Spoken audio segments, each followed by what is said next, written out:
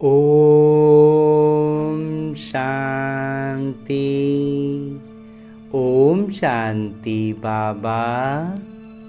आज मैं आत्मा अपने परम पिता परमात्मा के चैतन्य उपस्थिति में इस अमूल्य अलौकिक मुरली का अध्ययन करने जा रहा हूँ, जिसके लिए लौकिक तौर पर दो बातों का ध्यान रखना है। एक कि बड़े फुर्सत से, एकदम इत्मीनान से अपने हाथों में स्वयं से मुरली का अध्ययन करना है, जिसके कारण हम बाबा के चैतन्य एक एक शब्द का अध्ययन जब गहराई से करते हैं तो बाबा मुझसे कह रहे हैं ऐसा अनुभव पाते हैं, और उनकी चैतन्य उपस्थिति का अनुभव से हम भाव विभोर हो उठते हैं। और साथ ही साथ जब दिनचर्या में हमारे लौकिक किरदार में वो कुछ भी परिस्थिति आती है तो बाबा की मुरली की वो बात कानों में ऐसे गूंजती है जैसे बाबा मेरे साथ उस वक्त भी खड़े हैं और मुझसे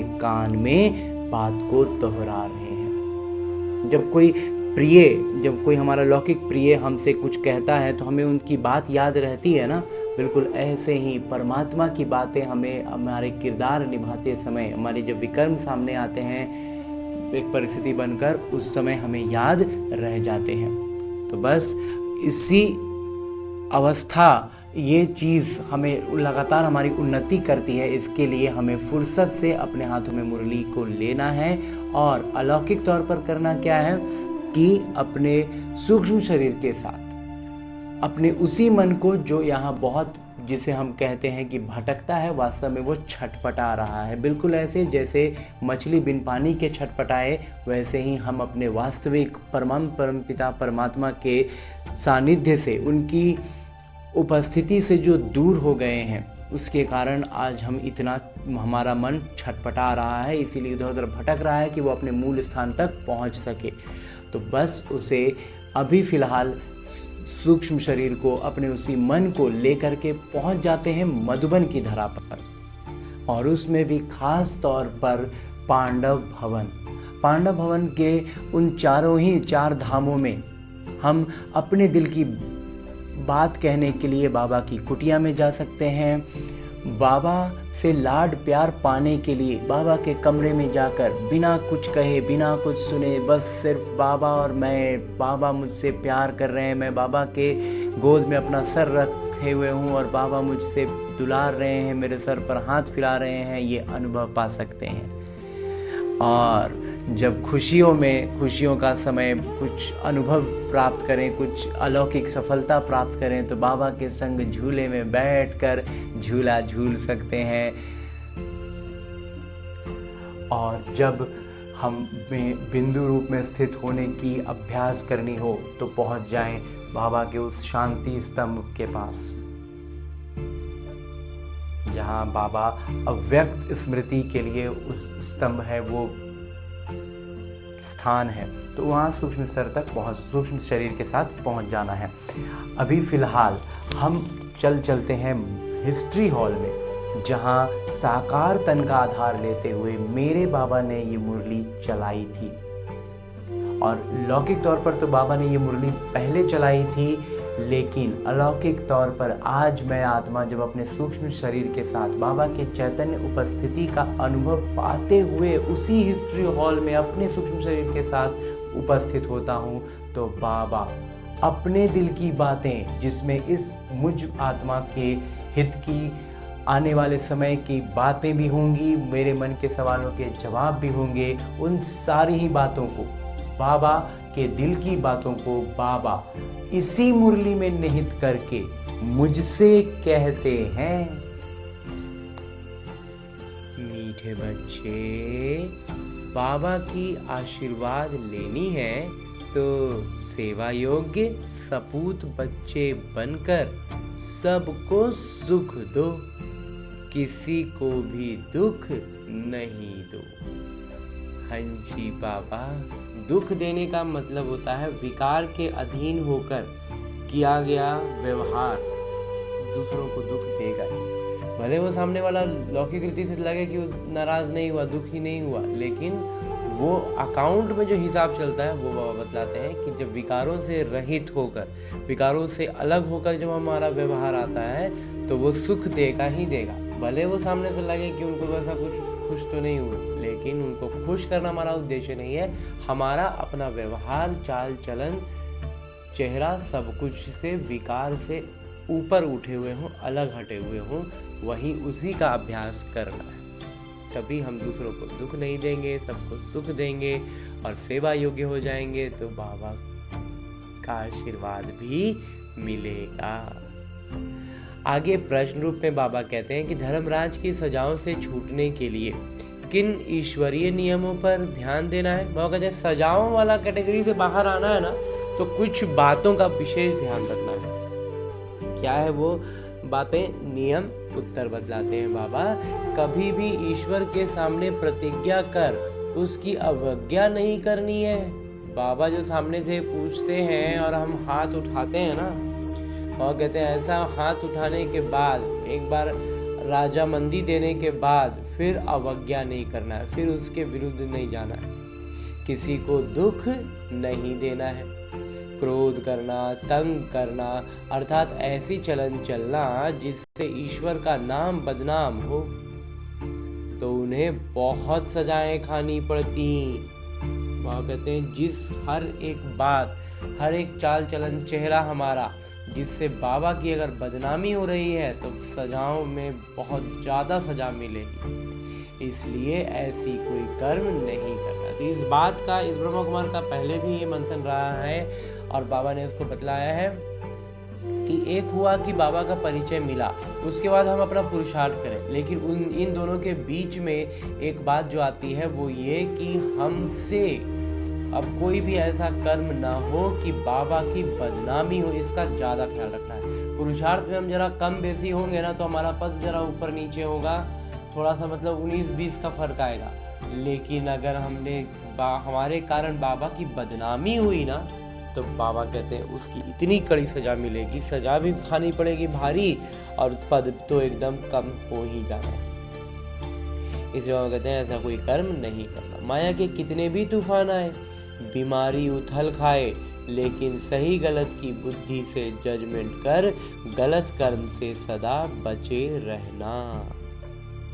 और कहते कोई भी तरह का तूफान, कैसा भी तूफान आए, कितना भी आए, जैसे बीमारी ही उथल खाए। बीमारी क्या होता है ना, छोटा मोटा बीमारी ऐसा बढ़ जाता है, एकदम से आदमी तंग होने लगता है, चिड़चिड़ाहट आ जाती है। और कहते नहीं होना चाहिए, चिड़चिड़ाहट नहीं आनी चाहिए। छोटा मोटा है, कोई बड़ा वाला बात नहीं होगा, लेकिन उतना ही में उलझ जाता है, चिड़चिड़ाहट होती है। वह कहते हैं यहाँ पर इस बात को, उस परिस्थिति को भी अभ्यास की नज़र से देखना है। सही गलत का जो बुद्धि, जो ज्ञान बाबा ने दे दिया है, उस पर टिके रहना है। ऐसा नहीं कि ऐसा हो रहा वैसा हो रहा, छोड़ो। इतना करके भी कई बार हमारे साथ, हम लोगों के साथ ये चीज़ होता है, अरे इतना करते हैं, इतना संभाल के करते हैं, इतना परहेज से, इतना सब कुछ से करते हैं, फिर भी ऐसे हो जाता है।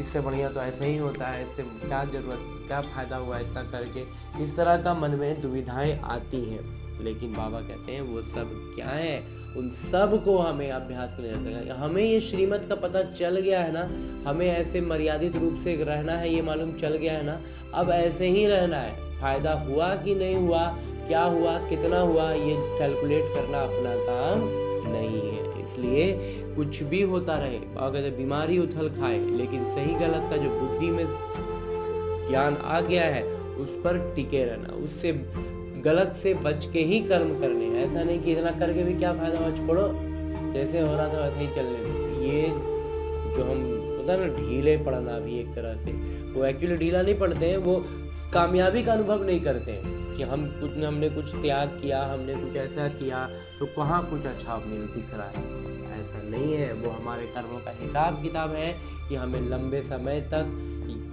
उलझना है, उसको पार करने में समय लग रहा है, या हमारे पुरुषार्थ में कमी है, इस वजह से भी देख सकते हैं। इसलिए उलझना कभी भी किसी भी तरह की परिस्थिति में नहीं है। गीत है, कौन आया मेरे मन के द्वारे, ओम शांति। ये किसने कहा? ओम ओम शांति। बाबा और ब्रह्मा माता पिता ने, ये जो बच्चों को जरूर निश्चय होगा, और कहते हैं तो बच्चों को निश्चय होगा कि हमारे पारलौकिक पिता हैं, परम पिता परमात्मा शिव और ये ब्रह्मा सब बच्चों के अलौकिक पिता हैं। इनको ही प्रजापिता ब्रह्मा कहेंगे। इतने बच्चे और किसी के होते हैं क्या? इतने सारे बच्चे और किसी के हो भी नहीं सकते ना, सिवाय प्रजापिता ब्रह्मा के। पहले नहीं थे, जब बेहद के पिता ने इनमें प्रवेश किया है तो ये हो गए हैं दादा। जब परमपिता परमात्मा इनमें प्रवेश कर गए तो ये फिर दादा हो गए, या फिर अगर कंबाइंड रूप में देखें तो माता का दर्जा बाबा देते हैं। तो ये माता हो गई, पापा पिता हो गए। तो ये दादा खुद कहते हैं कि तुम पारलौकिक पिता की प्रॉपर्टी मिलती है। हमें पारलौकिक पिता से क्या मिल रहा है? अलौकिक संपदा। पोतरे हमेशा दादे का वारिस होते हैं। तो वारिस का बात किया जाए तो दादा और पोते का इसमें ज़्यादा प्रगाढ़ संबंध होता है।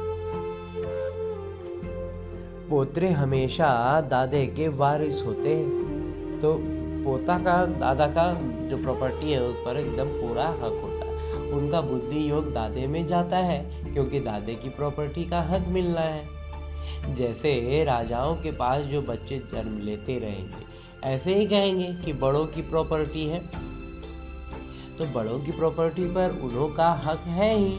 तुम बच्चे जानते हो कि हम बेहद के पिता द्वारा बड़े से बड़ी प्रॉपर्टी स्वर्ग की बादशाही ले रहे हैं, तो हमें सबसे ज़्यादा सबसे बड़ा संपदा मिल रही है, और वो है पूरे विश्व की बादशाही। हमको वो पिता पढ़ा रहे हैं। तुम अब सम्मुख बैठे हो। सम्मुख का नशा भी नंबरवार पुरुषार्थ अनुसार रहता है। कोई के दिल में तो बड़ा प्रेम रहता है।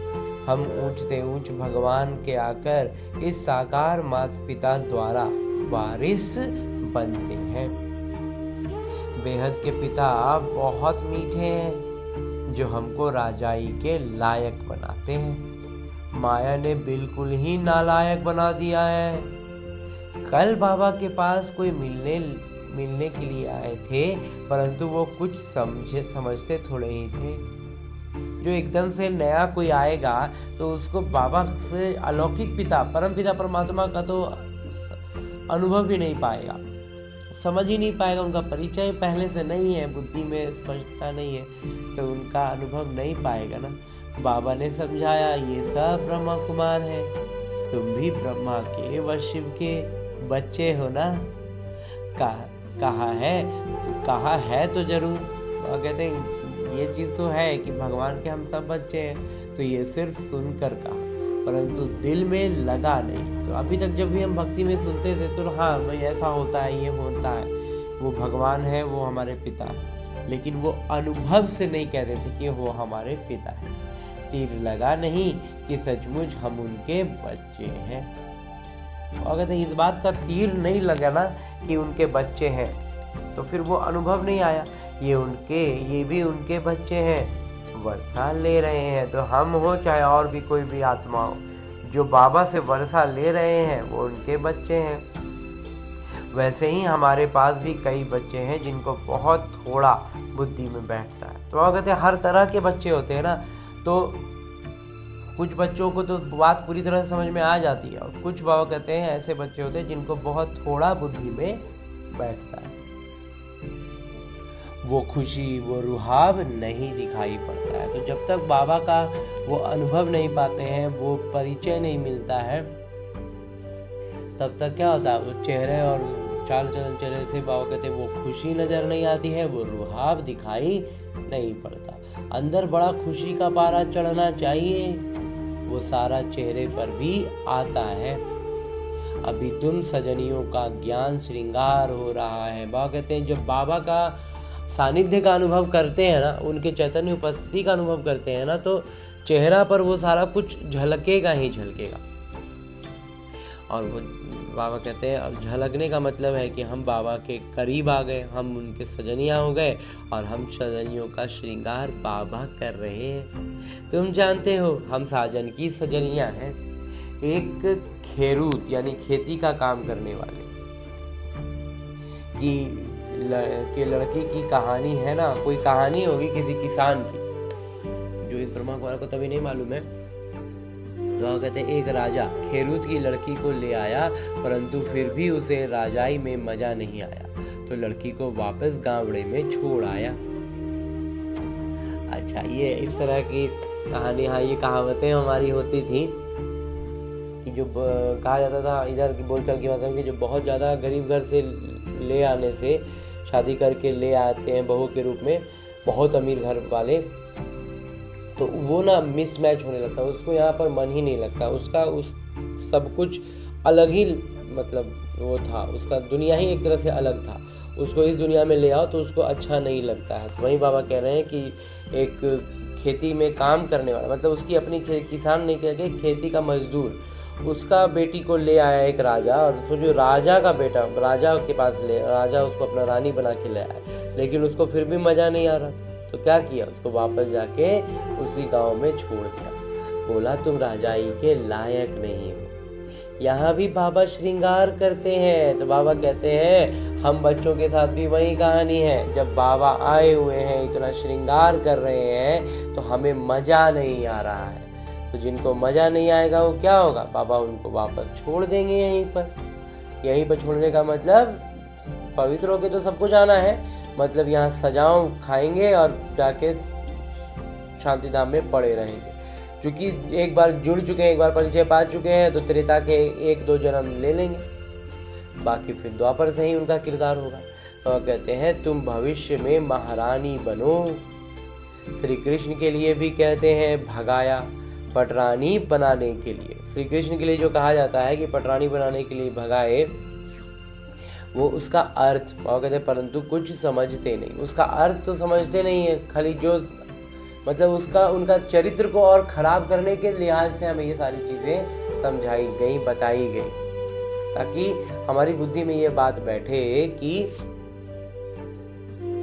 हमारे जो भगवान हैं वो इस तरह का काम करते थे, तो अगर उस तरह का कुछ करें तो क्या गलत होगा। बस यही बुद्धि में बिठाने के कारण ही तो आज हम इतना पतित होते जा रहे हैं, क्योंकि हर एक गलत काम कहें, चरित्र में नीचे लाने वाला काम कहें, वो सारा काम दिखा दिया कि हमारे भगवान ने किया हुआ है, तो जब वो उन्होंने किया तो फिर हम कर रहे हैं तो गलत कहाँ है, तो ये सब कॉन्शियस में ये बात सेट हो जाती है। फिर हम लौकिक रीति से उसको भले कहते हैं भगवान की लीला और ये और वो, लेकिन सब कॉन्शियस में बात बैठ जाती है और फिर हम उसी अनुसार हम भी वही काम, और प्रैक्टिकल में दिख रहा है ना, सब कोई वही काम कर रहे हैं बाबा, इसलिए कहते हैं। तो मूल तौर पर क्या हो गए, वास्तव में तो सही यथार्थ रीति भगवान को जाना नहीं, तो सब हो गए इररिलीजियस माइंड, सब के सब क्या हो गए, अधार्मिक हो गए, समझते हैं ऐसे ही दुनिया चलती रहती है, कुदरत है, यही कुदरत का नियम है, यही कुदरत है, ऐसे ही होता है, यही समझ के चल रहे हैं, इसीलिए पूरा लगातार गड्ढे में धंसते जा रहे हैं। बहुत है जो मंदिर टिकाने में भी नहीं जाते, बहुत से इतना ज़्यादा मतलब अंदर से दुखी कहें या जो कहें, ऐसा हो जाता है कि फिर मंदिर में दर्शन करने के नाम पर भी नहीं जाते, मतलब पूरा भक्ति को भी छोड़ देते हैं, ना शास्त्रों आदि को मानते हैं। गवर्नमेंट भी धर्म को मानने वाली नहीं है, तो कहते हैं जो गवर्नमेंट भी है ना यहाँ पर, वो भी किसी धर्म को मानने वाली नहीं है। जैसे पहले के राजा होते थे तो वो भी धार्मिक होते थे, अभी का जो गवर्नमेंट है वो धार्मिक थोड़ी है, वो तो हर धर्म को हमको रिस्पेक्ट करना है, ये करना है, इस तरह का उनको मतलब एक प्रोटोकॉल है कि आपको हर धर्म का रिस्पेक्ट वाला बात बोलना है, किसी भी एक धर्म का नहीं बोलना है, तो इस तरह का वो बस रूल रेगुलेशंस में चल रहे हैं, वो उनका अपने अस्तित्व में वो किसी धर्म के थोड़ी है, किसी धर्म को मानने वाले थोड़ी ही हैं।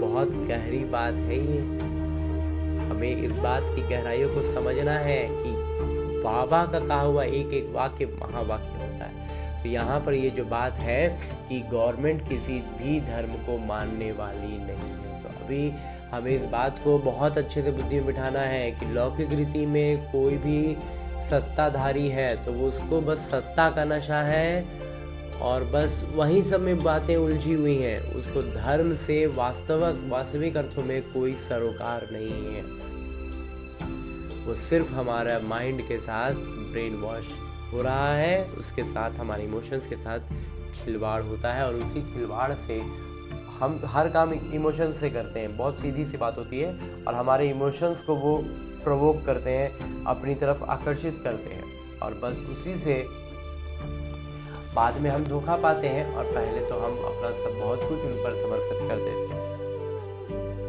तो ये सारी क्लैरिटी होगी ना तो हम लौकिक रीति के किसी भी चीज़ में उलझेंगे नहीं। तो इस ब्रह्म कुमार का जो रहता है ना कि नाते रिश्ते और आसपास के जो हैं जो संबंध संपर्क में वो एक अलग हो गया, और जो दूर दूर में यानी कि सब गवर्नमेंट के बातों में भी जो हम उलझते हैं, जानते हैं, सुनते हैं, उन सब में भी हमें उलझना नहीं है। ये बात एकदम बुद्धि में स्पष्ट रखनी है कि वो भी हमारा कोई जब निकट संबंधी हमारे जो कहते हैं ना लौकिक रीति में ज्ञानता की भाषा में कोई सगा नहीं है तो ये कौन सा मेरा सगा है। तो इस बात को समझना है, बुद्धि में स्पष्ट रखना है और बस अभ्यास की नज़र से हर परिस्थिति को देखना है। बाबा कहते हैं भारत किस धर्म का था, अब किस धर्म का है बिल्कुल नहीं जानते। पहले कौन सा धर्म था, अभी कौन सा धर्म है जानते ही नहीं। अभी तुम बच्चे हो दैवी कुल के, हम बच्चे तो हैं दैवी कुल के। जैसे वो क्रिश्चियन कुल के हैं वैसे तुम ब्राह्मण कुल के हो, तो हम वास्तविक अर्थ में दैवी कुल के हैं तो अभी ब्राह्मण कुल में आए हैं और बाकी जो होते हैं वो अपने अपने धर्म के होते हैं ना। बाबा कहते हैं पहले पहले तुम बच्चों को पतित शूद्र से ब्राह्मण बना दो। पहले हम पतित थे, वहाँ से शूद्र थे और वहाँ से बाबा उठा के पहले तो हमें ब्राह्मण बनाते हैं। पावन बनते बनते फिर 21 जन्मों के लिए तुम दैवी संप्रदाय बन जाएंगे।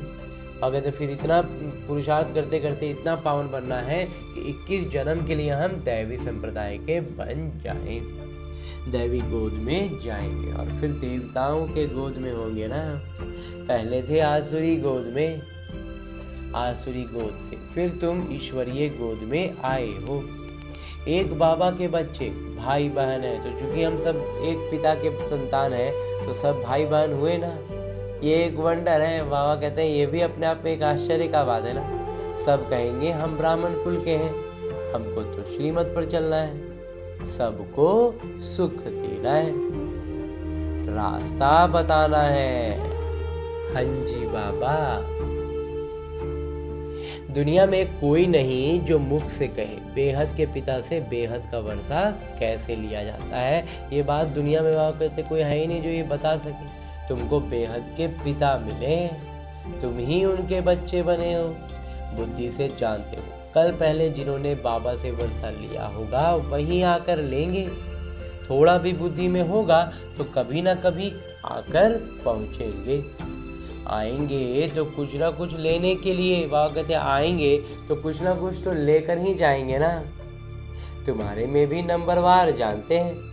आज पावन बनने के लिए आए हैं, कल फिर पतित बन पड़ते हैं। आज आते हैं जब दुख में दर्द होता है तो आते हैं पावन बनने के लिए, लेकिन फिर पतित बन पड़ते हैं। किसी का खराब संग लगने से भूल जाते हैं कि बाबा का बनकर फिर बाबा को छोड़ा तो बहुत पाप आत्मा हो जाते हैं। जैसे कोई किसी का खून करते हैं तो पाप लगता है।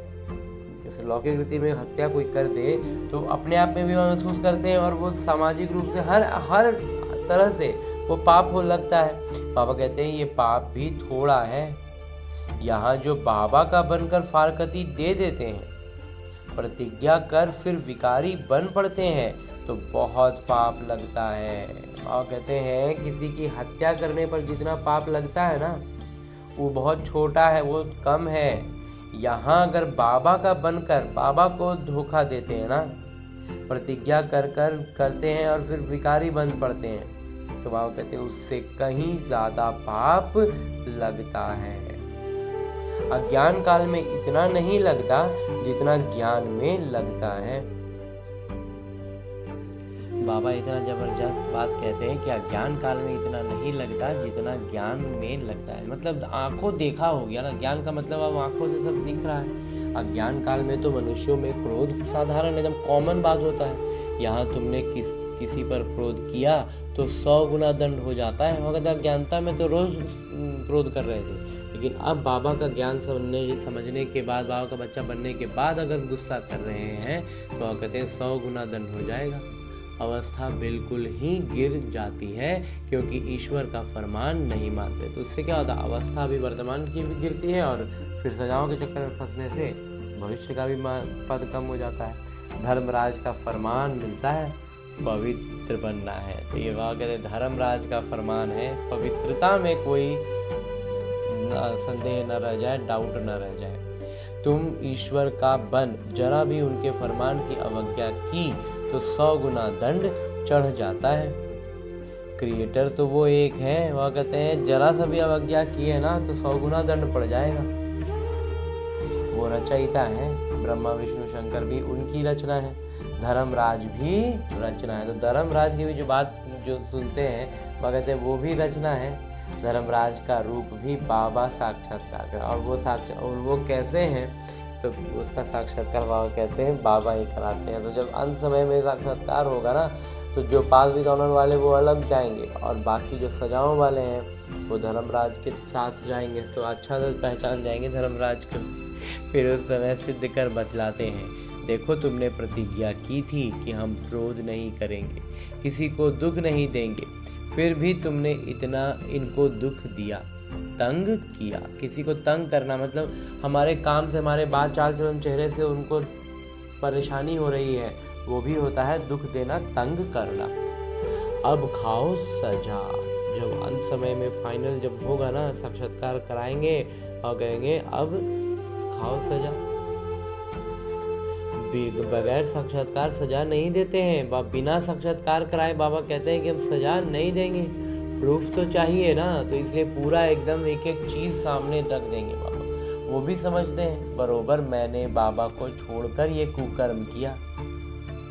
तो आत्मा को तो ये बात एहसास हो ही जाता है कि हम बाबा का हाथ छोड़कर ये कुकर्म कर रहे थे। बदनामी कराने से फिर बहुतों पर आफत आ जाती है, कितनी अबलाएं बंधन में आ जाती हैं, सारा दंड बदनामी कराने वाले पर पड़ जाता है। तो वो कहते हैं तुम आपकी हमारे बदनामी करने से जितनी आत्माओं को इसका बुरा प्रभाव झेलना पड़ा उस सब का नेगेटिव मार्किंग हमारे अकाउंट से कटेगा।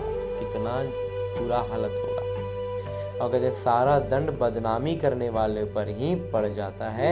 इसलिए बाबा कहते हैं बड़े से बड़े पाप आत्मा देखना हो तो यहाँ देखो। और कहते सबसे ज़्यादा बड़ा से बड़ा पापी भी देखना हो ना तो यहीं पर आके देखो, सब दिखाई पड़ेगा। यहाँ पर हर तरह की श्रेणी के बच्चे हैं। यहाँ धोबी के पास बहुत मैले सड़े हुए कपड़े जब होते हैं तो सटका लगाने से फट पड़ते हैं।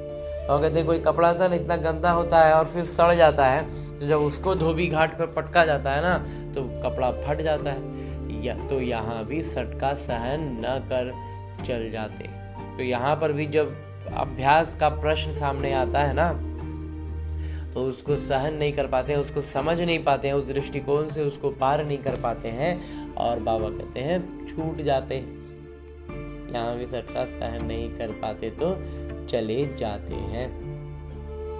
ईश्वर की गोद में आकर डायरेक्ट उनकी अवज्ञा की तो सजा खानी पड़ेगी।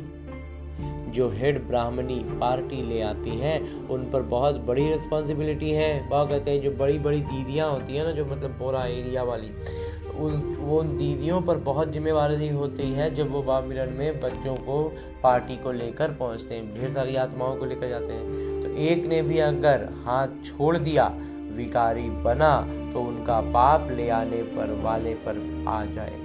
और कहते हैं अगर जो पूरा ग्रुप लेकर के आई तो उसमें उन्होंने अगर अच्छे से नहीं जाना, हर एक आत्मा का निज तौर पर होता है ना, जब पर्सनली उनको उनके चरित्र से परिचित होती हैं, देखती हैं कि हाँ कैसा है ये आत्मा, अगर उस आत्मा में वो क्वालिटी नहीं है तो उनको नहीं लेकर जाना। इसलिए बाबा कहते हैं कि अगर उसके बाद वो जा कर के पाप आत्मा बनता है, बाबा का हाथ छोड़ता है, तो उसका वाला भी जो है वो लाने वाली दीदी पर उनका अकाउंट में माइनस जाएगा।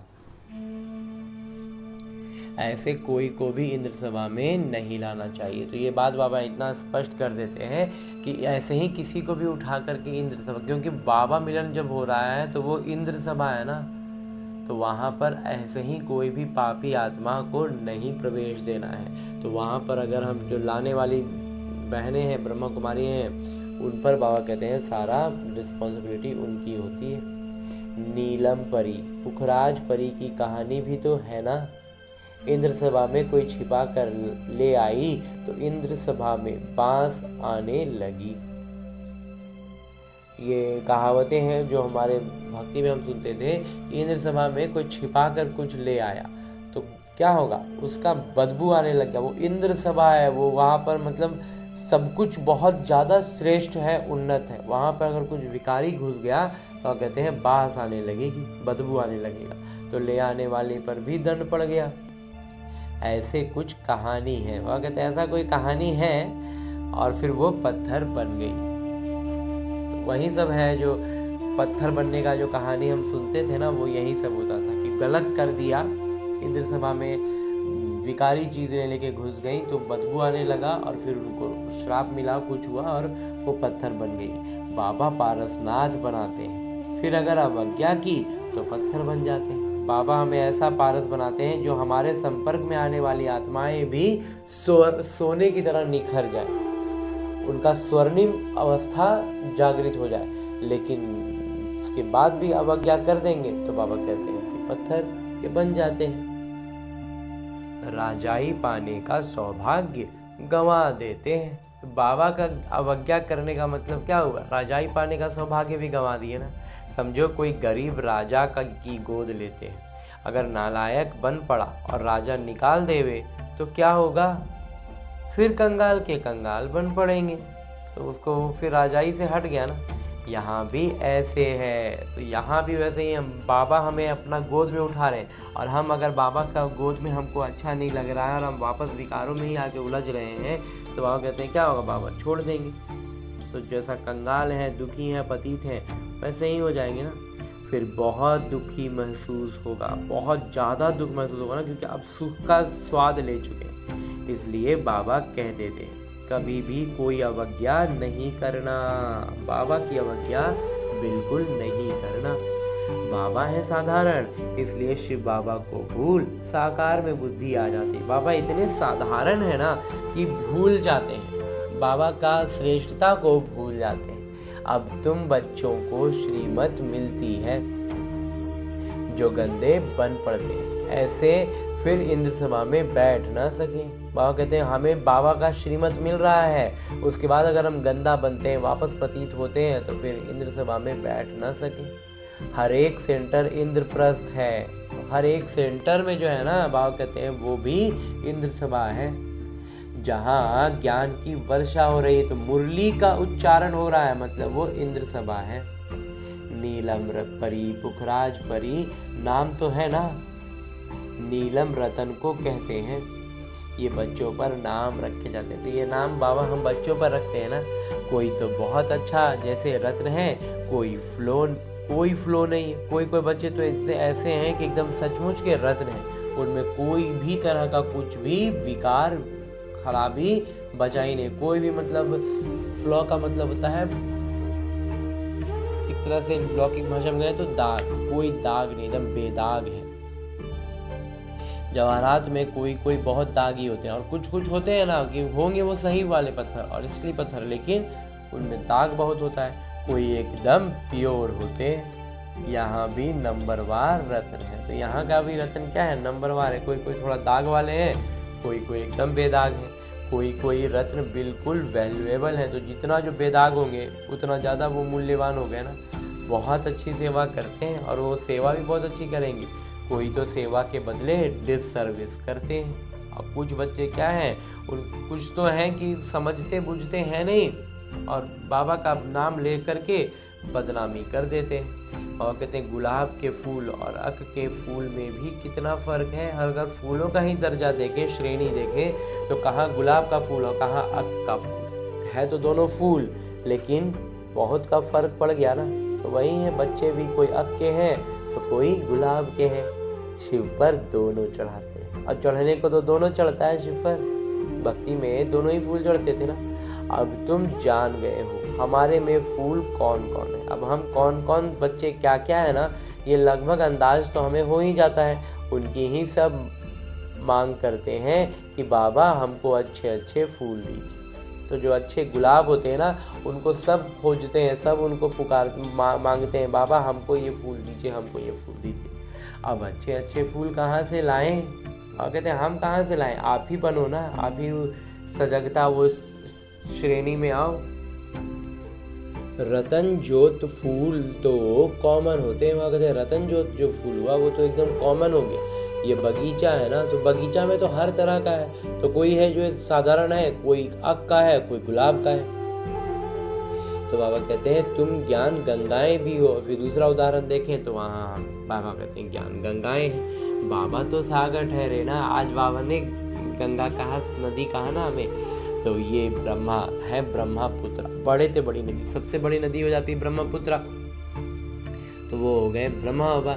बाकी सब नदियां हैं, कलकत्ते में ब्रह्मपुत्र नदी बहुत बड़ी है।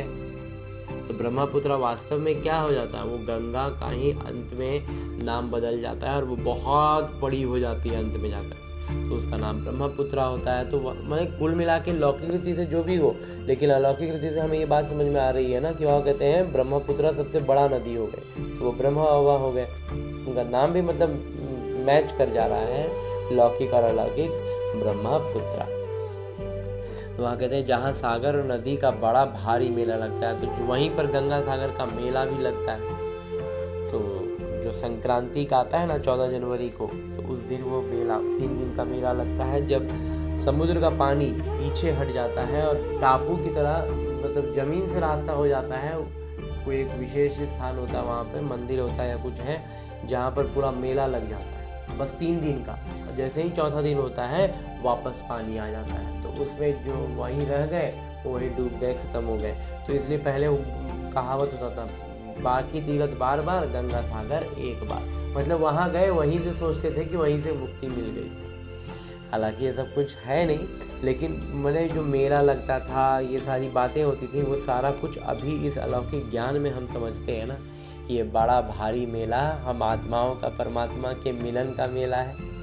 बरोबर ज्ञान सागर बाबा है, तो ये चैतन्य ज्ञान सागर है। तो वास्तव में सागर हो गए मेरे बाबा, ब्रह्मपुत्र सबसे विश्व बड़ी नदी ब्रह्मा बाबा हो गए, और बाकी सारी नदियाँ जो सहायक होती हैं वो सब हम आत्माएं हो गए। तुम भी चैतन्य ज्ञान नदियाँ हो।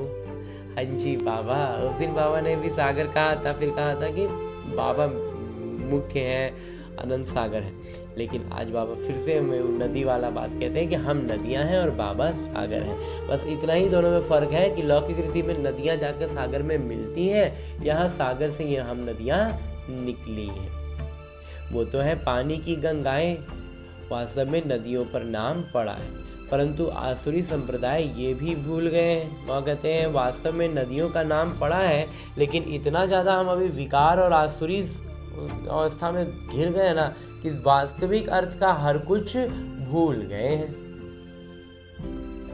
हरिद्वार में गंगा के किनारे पर चतुर्भुज का चित्र दिखाते हैं, उनको भी गंगा कहते हैं, परंतु मनुष्य समझते नहीं कि यह चतुर्भुज कौन है।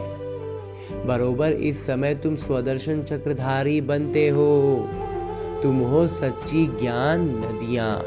वो है पानी की नदी, हम हैं ज्ञान नदियाँ।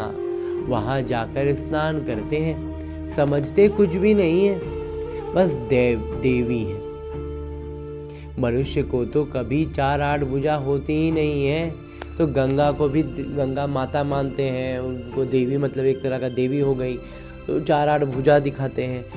क्या करते हैं, मतलब कुछ भी समझना, हर एक बात ना एकदम, अब ज्ञान में पूरा इतना स्पष्ट होने के बाद सारी बातें एकदम लगते हैं जैसे बच्चे को फुसलाने के लिए जैसे जो सारी बातें बतलाई जाती थी ना, सारा कुछ वैसे ही है।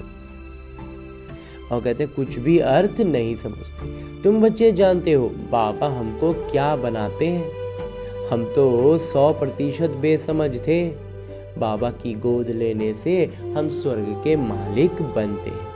भल यहाँ कोई राजा हो, परंतु स्वर्ग के सुख और सभी के सुख में रात दिन का फर्क है। और कहते हैं अभी यहाँ पर कोई राजा भी है ना, तो अभी का राजा का जो सुख है, अभी जो बहुत अमीर है उनको ये भ्रम होता है कि हमारे लिए तो अभी ही स्वर्ग है। तो बाबा कहते हैं उसका सुख में और स्वर्ग के राजा जो हमें बाबा बनाते हैं उसमें बहुत का फर्क है, रात दिन का फर्क है। क्योंकि अभी है दुख धाम ना, तो दुख धाम में अगर कोई सुख की अल्पकाल का सुख पा भी रहा है तो बाकी सब तरफ से वो दुख से ही पीड़ित है। लेकिन दुख का समय ही है और उस समय क्या होगा, दुख का नाम निशान नहीं होगा। तो दोनों का सुख में तो अंतर होगा ना। तुम्हारे में कोई ऐसे भी हैं जो बाबा को नहीं समझते हैं, तो अपने को भी नहीं समझते हैं। जो बाबा को नहीं समझ पा रहे हैं ना, तो वो खुद का भी परिचय एक तरह से कहें तो नहीं जानते, खुद को ही नहीं पहचान रहे। देखना चाहिए कि मैं कितनी खुशबू देता हूँ, उल्टा सुल्टा तो नहीं बोलता हूँ, क्रोध तो नहीं करता हूँ। बाबा झट चलन से समझ लेते हैं कि ये बच्चा कैसा होगा। सेवा योग्य बच्चे बाबा को बहुत प्यारे लगते हैं। सब तो एक जैसे प्यारे नहीं लग सकते हैं। वह कहते हैं हर बच्चा एक जैसा प्यारा तो नहीं होगा ना। जो सेवा योग्य होता है वो बाबा को बहुत प्यारा लगता है। ऐसे बच्चों के लिए अंदर से ऑटोमेटिकली आशीर्वाद निकलती है। और कहते हैं स्वाभाविक तौर पर ना बाबा के दिल से स्वतः ही आशीर्वाद निकलता है कि ये बच्चा इतना सेवा करता है। और मतलब उसका बाबा के दिल तख्त पर हम आ जाते हैं। बाबा के दिल तख्त पर आने का तरीका बाबा ने क्या बताया, अचल अडोल एक रस अवस्था का तख्त। उस तख्त पर हम हैं तो हम बाबा के दिल तख्त पर हैं। बाबा के दिल तख्त पर है तो वहाँ कहते स्वतः आशीर्वाद मिलता है और हमसे सेवा ना स्वतः होने लगती है। हमारे चाल चलन चेहरे से सेवा होती है। तो इसलिए हम वास्तविक अर्थों में सच्चे सेवाधारी हो जाते हैं। बाबा का नाफरमानबरदार बच्चा होगा तो बाबा कहेंगे ऐसा बच्चा मुआ भला, ऐसा बच्चा रहे ना रहे क्या फर्क पड़ा, कितना नाम बदनाम करते हैं। इसको कहा जाता है तकदीर।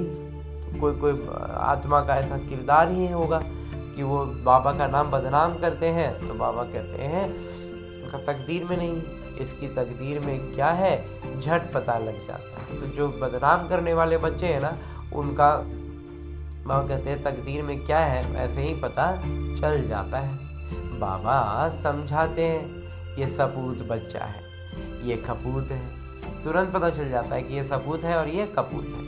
माता पिता को नहीं पहचाना, तकदीर में वर्षा लेना नहीं है तो क्या करेंगे। अगर तकदीर में नहीं है वर्षा लेने का तो कैसे पहचानेंगे, पहचान ही नहीं पाते हैं माता पिता को। इस ज्ञान मार्ग में कायदे बड़े कड़े हैं। बाबा पवित्र बने और बच्चे ना बने तो वो बच्चा हकदार नहीं हो सकता। वो कहते हैं जब माँ बाप इतना पवित्र बने और हम बच्चे नहीं बने तो फिर क्या होगा, वो बाबा का हकदार नहीं होंगे ना, बाबा के दिल तक पर नहीं चढ़ पाएंगे ना, उनको बच्चा नहीं समझेंगे। बाबा फिर उसको बच्चा अपना नहीं मानेंगे। अपना जो होता है ना दुलरुआ बच्चा वो नहीं होगा। बाकी बच्चा तो सब बाबा का ही है, लेकिन जो बाबा के दिल तक पर नहीं चढ़ेंगे ना, फिर कहेंगे हम तो शिव बाबा का वारिस बनाएंगे, बाबा को वारिस बनाएंगे। तो बाबा 21 जन्म के लिए हमको रिटर्न में दे देंगे, हम अपना सब कुछ बाबा को देंगे तो बाबा फिर 21 जन्म के लिए हमको दे देंगे, तो हम बाबा को अपना वारिस बनाएंगे। लौकिक रीति में भी हम ऐसा भावना रखते हैं ना। इसका मतलब ये नहीं कि बाबा के पास आकर बैठ जाना है, नहीं, बाबा आकर बैठने की बात अभी एकदम नहीं कहते। बाबा कहते हैं अभ्यास करना है ना, तो जाके बाबा पास बैठ जाएंगे तो अभ्यास कैसे होगा। इसीलिए बाबा कहते हैं गृहस्थ व्यवहार में रहते सबको संभालना भी है, परंतु ट्रस्टी होकर रहना है। मतलब ड्यूटी निभाना है, अपना कर्तव्य जो लौकिक रीति का है उस कर्तव्य को अभ्यास पुस्तिका समझकर अभ्यास करने के लिहाज से कितना ज़्यादा हम आत्माभिमानी स्थिति में रहते हुए वो कर्म करके अपनी स्थिति को ऊपर रख पाते हैं। ये अभ्यास करने के लिए हमें उस घर गृहस्थी को व्यवहार को संभालना है, ट्रस्टी होकर रहना है। उससे मेरा कोई महत्व नहीं है उस लौकिक रीति में उस काम से क्या हो रहा है नहीं हो रहा है, फ़ायदा हो रहा है नुकसान हो रहा है, कैसे करना है नहीं करना है, उतना हमको समझना बूझना कुछ नहीं है। आज मेरा ये ड्यूटी है, हमको ये करना है, हम बस ये कर रहे हैं। क्यों कर रहे हैं, कितना करना है, कैसे करना है, कोई मतलब नहीं, बस करना है, एक काम है, बस कर रहे हैं। अभ्यास करना है किस चीज़ का, अपने आत्माभिमानी स्थिति में रहने का। परिस्थितियाँ कम हो रही हैं, ज़्यादा हो रही हैं, अच्छी हो रही है, बुरी हो रही है, हर एक परिस्थिति तो चेंज होती रहेगी। और उन परिस्थितियों में हम कितना आत्माभिमानी रहे, बस यही करने के लिए तो हम वो लौकिक व्यवहार का काम कर रहे हैं। ये बात एकदम बुद्धि में स्पष्ट कर लेनी है। वहाँ कहते हैं ऐसे नहीं कि तुम्हारे बच्चों आदि को बाबा बैठ संभालेंगे। वहाँ कहते हैं ऐसा नहीं है कि हमारे बच्चे, मतलब लौकिक रीति का हमारा जो बच्चा है उसको बाबा संभालेंगे, नहीं। लौकिक रीति का काम हमको ही करना है, लेकिन उसमें आत्माभिमानी स्थिति में रहते हुए अभ्यास करना है, आत्माभिमानी स्थिति में रहने का। बाकी उस आत्मा का, जो बच्चे हैं उस आत्मा का भाग्य वो अपना है उनका। अगर छोटे हैं तो वो पुरुषार्थ वगैरह तो की बात नहीं कर रहे हैं, लेकिन वो उनको जो कुछ भी मिलना है नहीं मिलना है ना, वो अपना भाग्य लेकर आए हैं। तो इसलिए हमें सिर्फ अपना ड्यूटी निभाना है, सिर्फ अपना तरह से ड्यूटी ही कह सकते हैं। उसके अलावा और उसको ये करना है, हमको उसको ऐसे करना है, हमको वैसे करना है, उसमें उलझना नहीं है। भगते नहीं, ऐसे ख्यालात वाले भटक पड़ते हैं। कुछ क्या होता है, सोचते हैं कि बाबा करेंगे, और कहते हैं नहीं, ऐसा भावना मत रखो।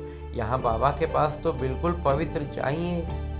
तो बच्चे, मतलब होता है ना कि बच्चों को भी बाबा ही वो कर लेंगे, बाबा के पास ले चलते हैं, बाबा के पास समर्पित। तो बच्चा अगर अपने अभी इतना बड़ा नहीं है, या फिर इतना समझ नहीं है, या अगर उसको पसंद नहीं आ रहा है, अगर वो देवकुल का आत्मा नहीं होगा, तो फिर वो क्या होगा, बाबा के पास नहीं रहेगा। तो बाबा को इसलिए कहते हैं मेरे पास तो बिल्कुल पवित्र चाहिए ना। अब पवित्र तो कोई बैठ ना सके, नहीं तो पत्थर बुद्धि बन जाएंगे, और अपवित्र रहेंगे तो क्या होगा, पत्थर बुद्धि बन जाएंगे।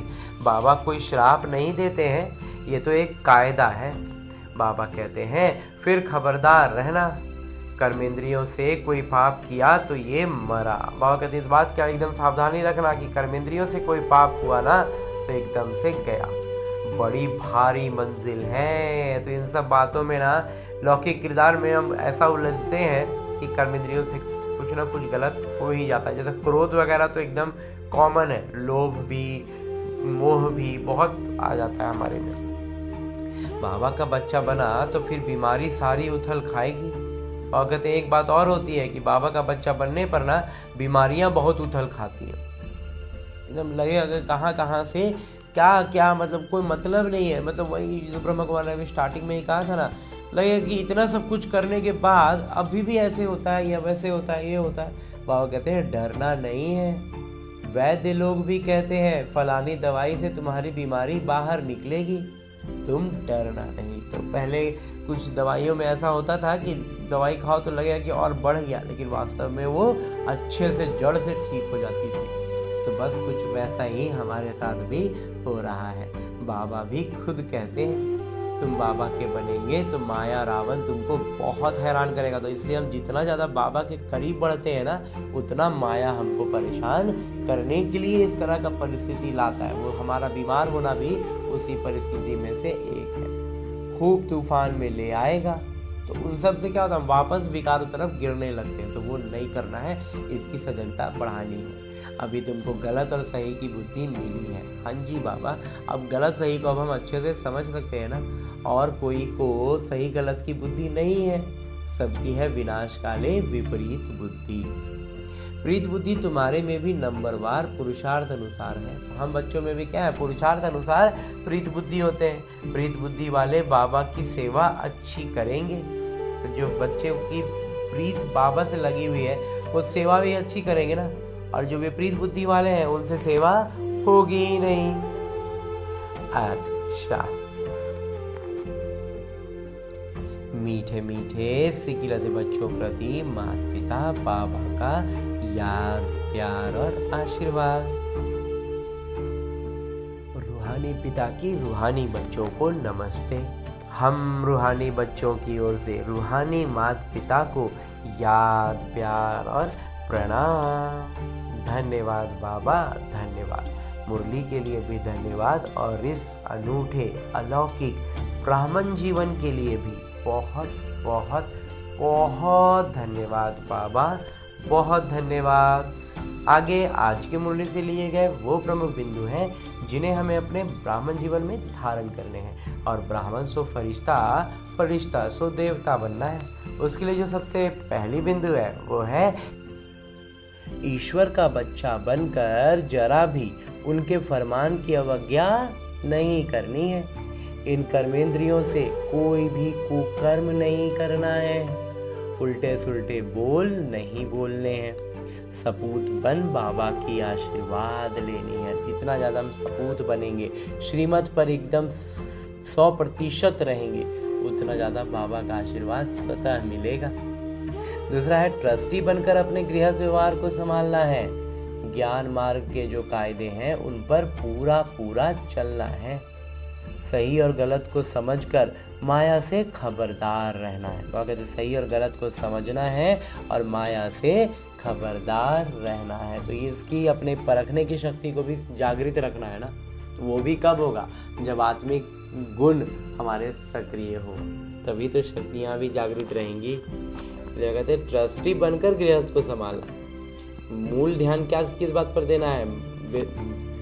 कंसंट्रेट करना है हमें ज्ञान मार्ग के कायदों पर, कि वो उस पर हम पूरा चलें, सही गलत को समझ सकें। हाँ जी बाबा, और खबरदार रहना है। और आगे मेरे बाबा वरदान दे रहे हैं। वरदान देते हुए मेरे बाबा कहते हैं, तड़पती हुई भिखारी प्यासी आत्माओं की प्यास बुझाने वाले, सर्व खजाने से संपन्न भव। आज बाबा गजब का वरदान दे रहे हैं कि तड़पती हुई जो भिखारी प्यासी आत्माएं हैं, उनकी प्यास बुझाने वाले हम सर्व खजानों से संपन्न हैं। विस्तार से बाबा कहते हैं, जैसे लहरों में लहराती व डूबती हुई आत्मा एक तिनके का सहारा ढूंढती है, ऐसे दुख की लहर आने दो, फिर देखना अनेक सुख शांति की भिखारी आत्माएं तड़पते हुए आपके सामने आएंगी।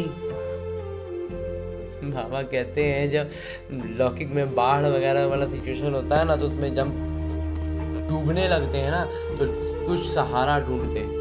वैसे ही बाबा कहते हैं कि एक दुख का लहर तो आने दो। अभी चूंकि विनाश की लीला चलनी है ना, तो इसमें अनेक तरह के दुख आपदाएं आएंगी, हर तरह का आएगा। तो इसमें एक दुख का लहर आने दो, फिर जितना भी सुख शांति का भिखारी आत्माएं है ना, तड़प रही है ना, वो सामने आएंगी। ऐसे प्यासी आत्माओं की प्यास बुझाने के लिए अपने को अतीन्द्रिय सुख व सर्व शक्तियों से, सर्व खजानों से भरपूर करो। सर्व खजाने इतने जमा हो जो अपनी स्थिति भी कायम रहे और अन्य आत्माओं को भी संपन्न बना सको। बाबा कहते हैं, अभी वो समय आ रहा है कि प्यासी आत्माएं सामने लाइन लगाएंगी, तो हमें क्या करना है? बाबा कहते हैं, उन आत्माओं की प्यास को बुझाने के लिए अपने आप को हमें अतीन्द्रिय सुख और सर्व शक्तियों से, खजानों से भरपूर करके रखना है ना। और ये खजाने जब भरपूर होंगे तो क्या होगा? सर्व खजाने इतने जमा हों, और कहते हैं जो अपनी स्थिति भी कायम रहे, वैसी परिस्थिति रहेगी, दुख की लहर रहेगी, सब आत्माएं त्राही त्राही कर रही हैं, हमारे सामने लाइन लगा रही है, तो वो कितना जबरदस्त, कितना भयानक तरह का, एक तरह से कहें तो सिचुएशन होगा।